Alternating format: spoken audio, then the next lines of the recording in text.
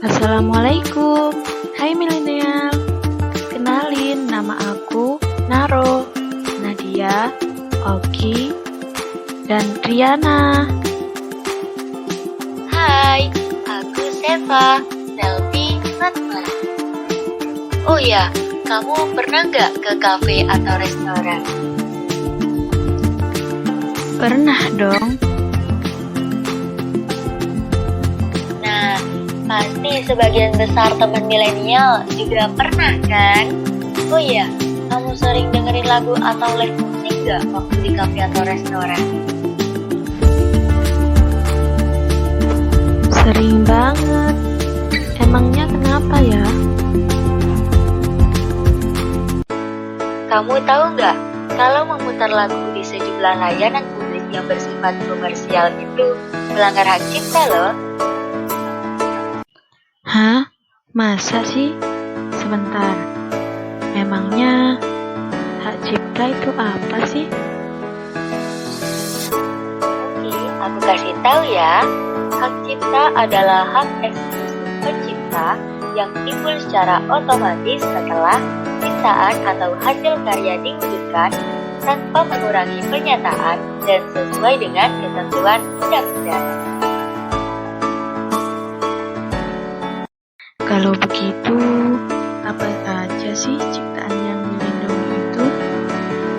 Ciptaan yang dilindungi meliputi ciptaan dalam bidang ilmu pengetahuan, seni, dan sastra, seperti buku, pamflet, karya tulis yang diterbitkan, lagu dan atau musik, drama musikal, tari, koreografi, pewayangan, patung, lukisan, gambar, ukiran, kaligrafi, patung, karya seni batik, karya fotografi, program komputer, dan masih banyak lagi.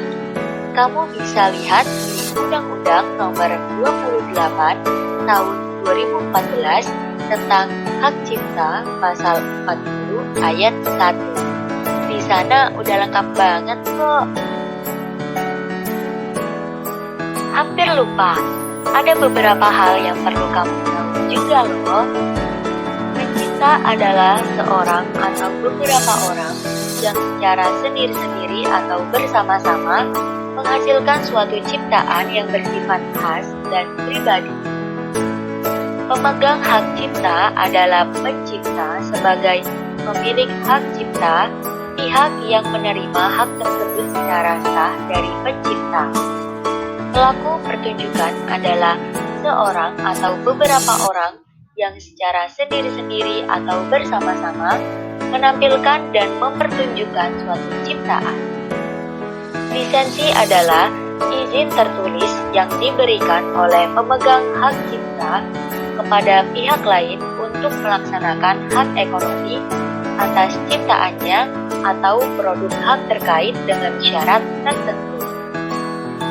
Royalti adalah imbalan atas pemanfaatan hak ekonomi suatu ciptaan atau produk hak terkait yang diterima oleh pencipta. Penggunaan secara komersial adalah pemanfaatan ciptaan atau produk dengan tujuan untuk memperoleh keuntungan ekonomi dari berbagai sumber atau berbayar. Lembaga Manajemen Kolektif Nasional atau LMKN adalah lembaga bantu pemerintah non-APBN yang dibentuk oleh Menteri berdasarkan Undang-Undang mengenai hak cipta yang memiliki kewenangan untuk menarik, menghimpun, dan mendistribusikan royalti serta mengelola kepentingan hak ekonomi pencipta dan pemilik hak terkait di bidang lagu dan atau musik. Oh, jadi begitu. Wah, ciptaan yang dilindungi banyak sekali ya. Kesimpulannya, berarti jika memutar lagu di sejumlah layanan publik dan digunakan secara komersial dan tidak membayar royalti, itu berarti melanggar hak cipta ya? Kalau begitu, apa sih hukumannya?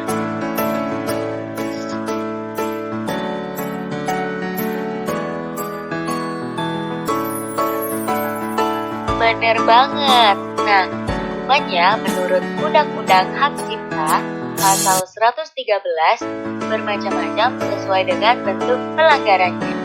Yang pertama, setiap orang yang dengan tanpa hak melakukan pelanggaran penyewaan ciptaan secara komersial, maka dipidana dengan pidana penjara paling lama 1 tahun dan atau pidana denda paling banyak 100 juta rupiah. Yang kedua, setiap orang yang dengan tanpa hak atau tanpa izin pencipta atau pemegang hak cipta melakukan pelanggaran hak ekonomi pencipta, yaitu menerjemahkan ciptaan, pengadaptasian, pengaransemenan atau pentransformasian ciptaan, dan pertunjukan ciptaan untuk penggunaan secara komersial, dipidana dengan pidana penjara paling lama 3 tahun dan atau pidana denda paling banyak 500 juta rupiah. Yang ketiga, setiap orang yang dengan tanpa hak dan atau tanpa izin pencipta atau pemegang hak cipta melakukan pelanggaran hak ekonomi pencipta, yaitu penerbitan ciptaan, penggandaan ciptaan, dan segala bentuknya, pendistribusian ciptaan atau salinannya, dan pengumuman ciptaan untuk penggunaan secara komersial, dipidana dengan pidana penjara paling lama 4 tahun dan atau pidana denda paling banyak 1 miliar rupiah. Yang keempat, setiap orang yang memenuhi unsur sebagaimana dimaksud pada ayat 3 yang dilakukan dalam bentuk pembajakan dipidana dengan pidana penjara paling lama 10 tahun dan atau pidana denda paling banyak 4 miliar rupiah. Wah, ngeri juga ya hukumannya. Kalau mempergunakan secara komersial tidak boleh. Lalu, apakah boleh mendengarkan lagu secara berulang-ulang? Contohnya saja, seperti mendengarkan musik ketika sedang berada di kamar. Apakah juga termasuk melanggar hak cipta?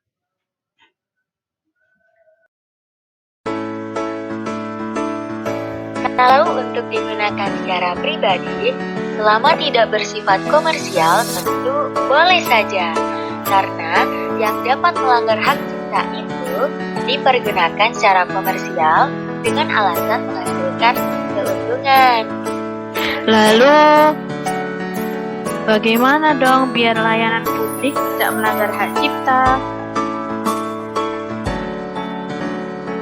Oh iya, perlu diketahui juga nih, layanan publik yang bersifat komersial yang telah diatur pada Peraturan Pemerintah Nomor 56 Tahun 2021 tentang pengelolaan royalti hak cipta lagu dan atau musik, yaitu seminar, konferensi komersial, restoran, kafe, PUB, bar, bistro, klub malam, diskotik, konser musik, pesawat udara, bus, kereta api, kapal laut, pameran, bazar, bioskop, nada tunggu telepon, bank, kantor, pertokoan, pusat rekreasi, lembaga penyiaran televisi, lembaga penyiaran radio, hotel, kamar hotel, fasilitas hotel, dan usaha karaoke.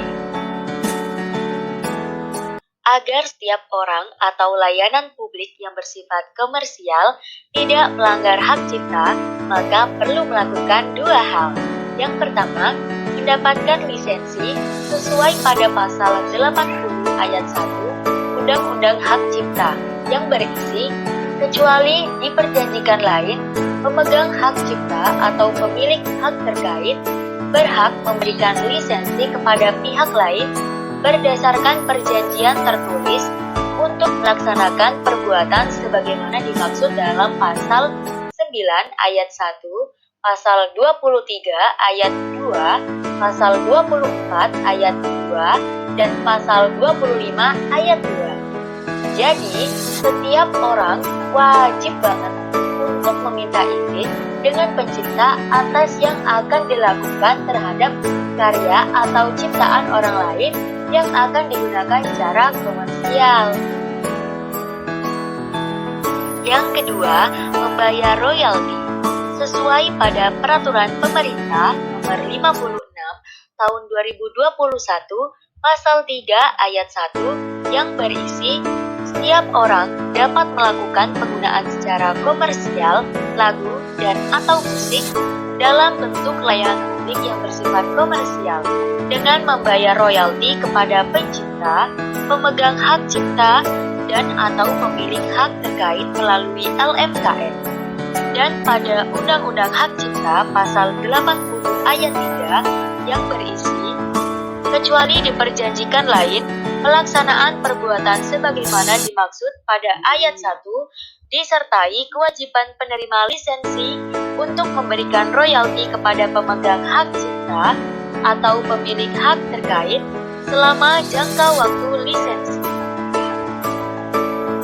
Nah, untuk jumlah royalti yang harus dibayar adalah atas kesepakatan kedua belah pihak dengan syarat berdasarkan kelaziman praktik yang berlaku dan memenuhi unsur keadilan.